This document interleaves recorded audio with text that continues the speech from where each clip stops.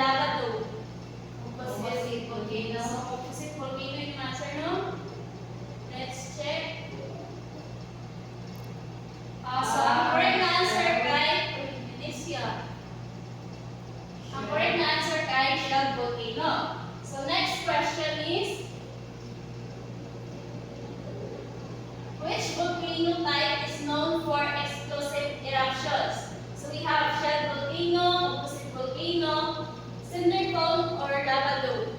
Lava dome. Lava dome? Is that your final answer, guys? No. Last? Cinder cone? Okay, so atong i-check kung sakto ba yung answer. So the correct answer is composite volcano. Okay, so next question is, what is the term for violent volcanic eruption that produces ash clouds? So we have effusive eruption, quiet eruption, explosive eruption, or slow eruption. Explosive eruption. Explosive? What? Explosive. Okay, that's right, no? Explosive ang answer sa ato nga question. So very good class, no? Kaya na-answeran ninyo ang uban nga question. So, next is, naamo yung activity nga para mas ma-deeper pagit ang inyong understanding about sa volcanoes. So, naantay, i-group up play. Kung ano siya, class, fill in the blanks.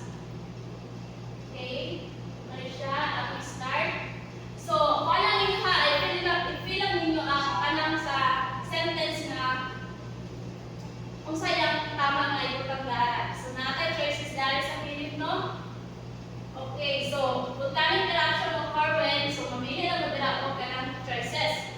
So, naka-answer ba ang tanang class? Yes, Answeran ma'am. mo ba ninyo tanan? Yes, ma'am. Okay, very good. So, let's now proceed to our lesson proper, which is about volcanoes and volcanic eruption. So, ako i-present sa inyo ang akong presentation.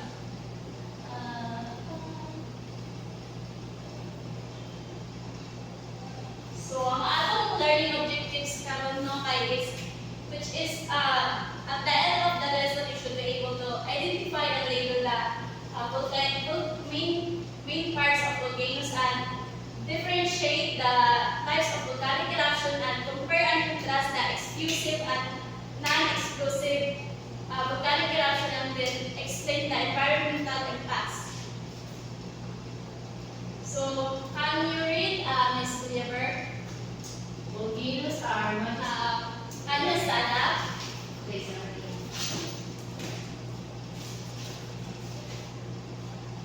Volcanoes are majestic natural wonders that captivate our imagination and shape the landscapes around us.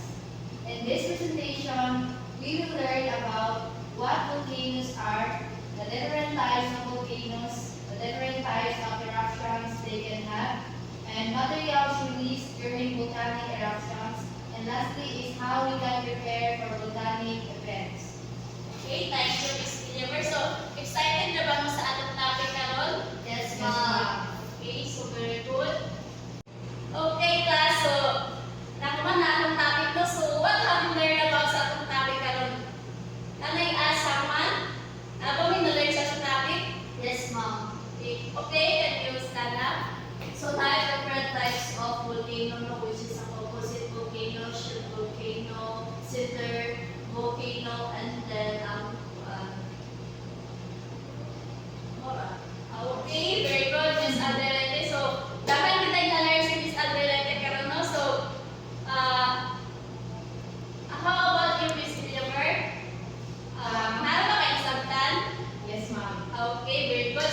So, gusto na akong ma-assist ang inyong na-learn about sa atong topic, no? So, I want you to make infographics about sa atong topic karon, which is about sa volcano, sa volcanic eruption. So, you can create individually. So, ihatag na ako ang link sa GC, no? So, dito mo mag-design sa inyong infographics dahil